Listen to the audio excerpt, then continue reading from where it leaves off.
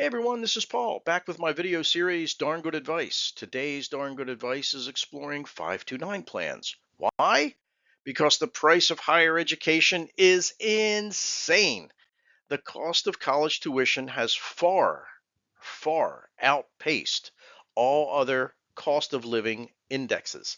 From consumer price index to inflation, nothing has been shooting up the charts higher than the cost of a college education. Remember that with the power of compounding interest, starting sooner and allowing your money to grow over time will be the secret to hitting some of these high yearly or total education costs. There are many ways to fund higher education, from savings accounts and brokerage accounts to counting on scholarships, even working for an employer that does education reimbursement. Lots of great ideas, lots of ways to mitigate the cost. But for the purpose of this video, we are exploring specifically 529 plans. So, what is a 529 plan? Well, each state runs their own college savings plan. I use the word college. Note that that no longer is so literally interpreted. There is a way through these 529 plans that you are investing tax free, withdrawing tax free, and then using the money for approved educational expenses. They are administered differently on a state by state basis, but you may have a 529 plan from a state that you're not a resident in. But beware, because they are all ran differently, they may have different investment options, may have different investment option limits, and they may even give or take away specific benefits based upon whether or not you're a citizen of that state. And now remember that these 529 plans are no longer just for college. They now include K through 12 education, because many kids are going to private schools or pre-college academies. It can be applied to technical or trade schools and even to apprentice programs. So what is the main appeal? Well, the main appeal is tax-free growth, right? You put money in and you use the power of compounding interest over time to end up with a substantial amount of money that can be used to fund education when it's time for what we would call higher education, whether that's college, trade school, tech school, etc. What we want to keep in mind, though, is that any contribution to a 529 plan in the eyes of the IRS is treated as a gift, and it is possible to donate too much or contribute too much that it triggers a gift tax. The limit for gifting individuals as of the making of this video, which is mid-year 2025, is $19,000 a year per individual or $38,000 a year for a married couple. And that number is, again, time stamped. A year from now, those numbers will be adjusted for inflation. Now, there are different plans and different limits on a state by state basis. I will emphasize throughout this video that you must do your research if you want to pursue a 529 plan for your child. Now, the question becomes, how much should I contribute? So if you're watching this video, you've probably made up your mind you want to do a 529, but what should you put in? Well, in order to answer that question, it's data, data, and more data. There is a price for going to in-state and out-of-state universities. There is a price for going to private universities versus public universities, and there is a price for going to tech schools. And by the way, if you want to guarantee a job upon graduation, the trades are phenomenal. But let's get into the 529 specifics. So generally, my advice, Paul's opinion, is that a 529 plan should be managed carefully so that it is not overfunded. Are there ways to get your money out? Yes, there are. But why would you subject yourself to all the hoops that the government puts in your way? 529 funding, is it going to be supplemental or are you trying to cover the total expense? That's an important question. For an example, many parents would like to have their child have skin in the game. They expect their child to go to school and work at the same time and help fund their own education as part of a character development. So you have to decide if you're going to intentionally cover all or part of the expected tuition rates. And remember that no matter what you do in this account, because we are a financial advice, a financial coaching channel, just because you build up a certain amount of money in the bank, don't let it burn a hole in your pocket. Having a large pot of money is not an excuse for overspending on an education, meaning very few, if any, employers care of the name of the school you've gone. Oh, Johnny's going to such and such. That's a really good school. If it's not an Ivy League school and you're not going to work at a law firm on Wall Street, no one in the world cares what school your son or daughter graduated from. Paying extra for the name on the diploma is a waste of money in most cases. Know the actual data on college graduation statistics. I get it. I'm a parent. You look at your child and all you see is perfection. But you have to expect what the future holds, which is that 48% of those who enroll in college don't even graduate. America is literally sending twice as many kids to college as we should. That's an indisputable statement based solely on the actual graduation rate. 42% of 4-year degrees are not earned in 4 years, or actually, they are earned in 4 years. 97% of bachelor's degrees, a 4-year degree, is actually earned in 6 years. So you need to consider this when you're looking at the overall cost of education. Just because they're going for a bachelor's doesn't mean they're going to be done in 4 years. Remember, your child is not special. Maybe to you, you think they are. But when you look at the data and the statistics, you have to take into consideration that there are some who are simply not going to be suited for college and an additional 4 to 6 years of education. And you'll know that if they're struggling through school as it is already. And there are many reasons, therefore, that someone would not go to college. Simple example would be military, right? So there's lots of reasons why a person may choose to be entrepreneurial, or they may go immediately into the workforce. They may go into the trades. They may go to college. You don't know. But you shouldn't overfund your 529 thinking only of the best case scenario. That's my advice. So remember that there are limits to everything here. So the details matter. There are annual gift tax limitations. We posted those earlier. 40 of these states, each running their own plan, remember, offer income tax benefits that you might participate in or you might give up if it's not your home state. So you need to know how the plan will treat you as an out-of-state or an in-state participant. There are lifetime contribution limits, and remember that money held in a 529 plan will impact their FAFSA qualification. So even if they're not applying for student loans, if they're actually going for grants and scholarships and other forms of assistance, they may be impacted by having a 529 plan. Now, I think that's a small consideration considering the benefit of having planned and having a sizable 529 plan.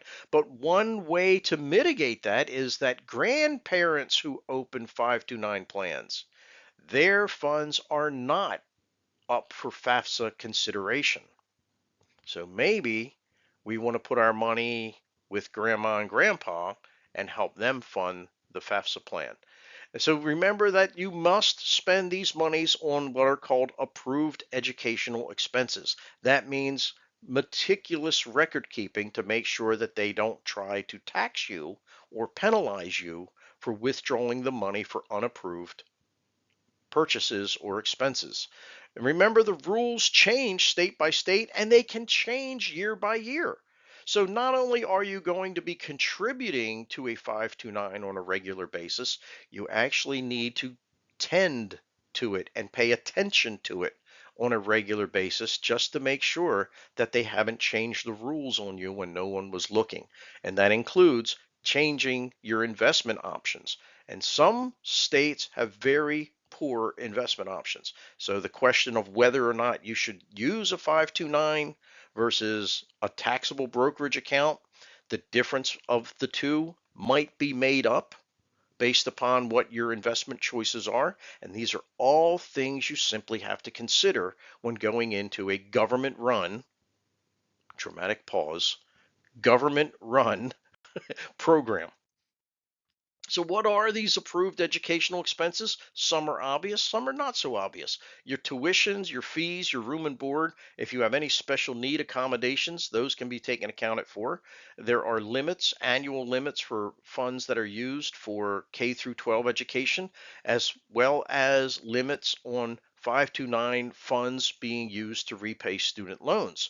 And the nice thing about apprenticeship programs, these have gotten very attractive because not only do they cover the obvious tuition rates, they also cover tools and supplies. So you can have tax-free purchasing of the tools that you will actually use in your trade. So 529 plans could be very attractive for those reasons alone.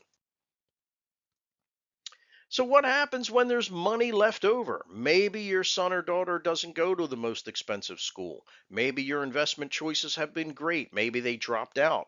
Half do. Maybe they've decided school's not for them. Maybe they go to the military. Who knows what the reason is? But how do you get money out of a 529 plan? Well, first of all, remember that the 529 plan is intended for educational expenses, first and foremost.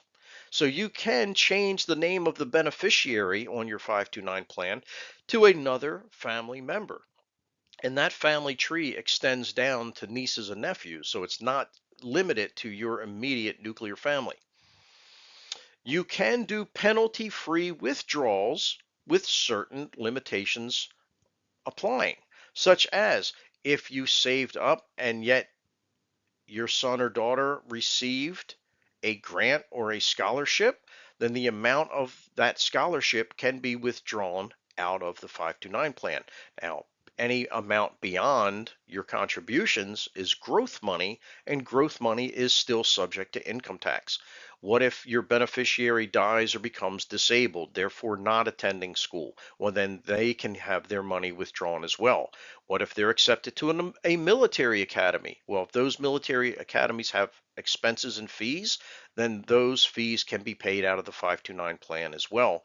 And then there are some tax credits that you will qualify for, as well as if you have an employer that reimburses educational assistance. So basically, the science is like this. Moms and dads planned for the future to send their kids to college. If something comes up where you got unexpected financial assistance and you don't need the money that you set aside, then you can get that money out without the 10% penalty. That's the summation.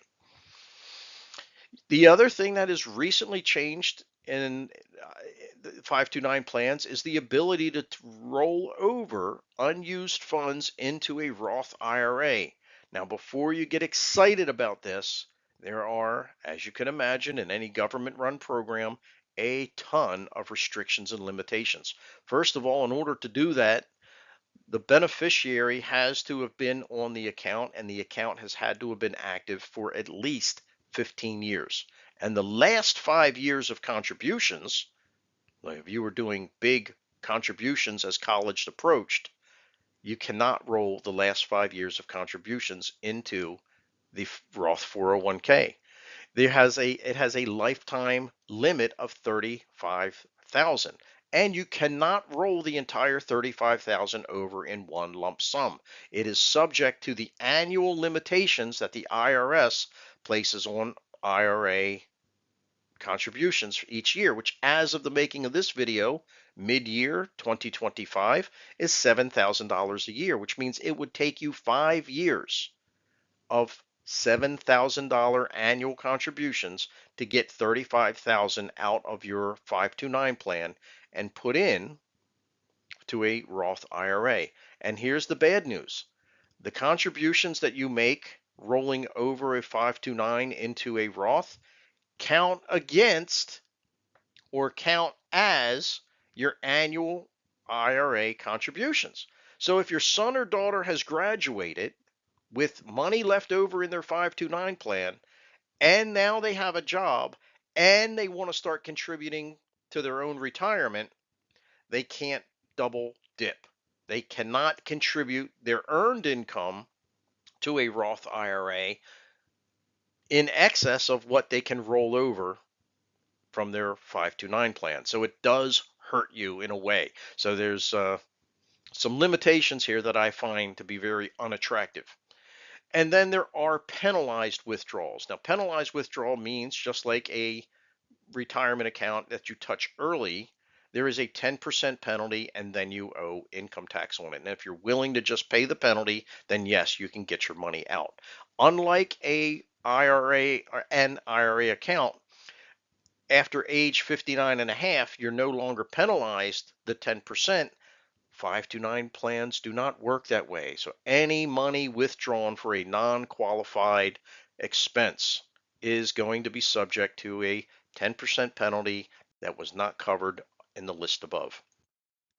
So, folks, there's a lot to consider. There are so many moving parts. And while at its essence, a 529 plan sounds really attractive and easy, right? I'm going to make contributions. They're going to grow tax free. When my son or daughter goes to college or trade school, they're going to withdraw the money and use it for educational expenses. And I got off easy. But as you can tell from this video, there are many nuances and it does change from state to state. You have a lot to consider. And as I said earlier, you do have to tend to the garden throughout its lifespan to see if the rules have changed, if the investment options have changed. Some states have had problems paying out of their 529 plans. Maryland, for example, people waited 2 years to be able to access their money. It's been all over the map. So you should always consult a certified financial advisor for when you're getting into a 529 plan. Think about how much you want to put in. Think about your exit strategy if they don't go or if there's money left over. And simply do this with as much forethought as possible. And folks, that was 17 and a half minutes of darn good advice on 529 plans. I hope I gave you some insight that you didn't have before. I hope I've given you something to think about because we always want you to make smart financial decisions. Hey, here's some links. Like and subscribe to my channel. I'll see you in the next video. Thank you so much for watching.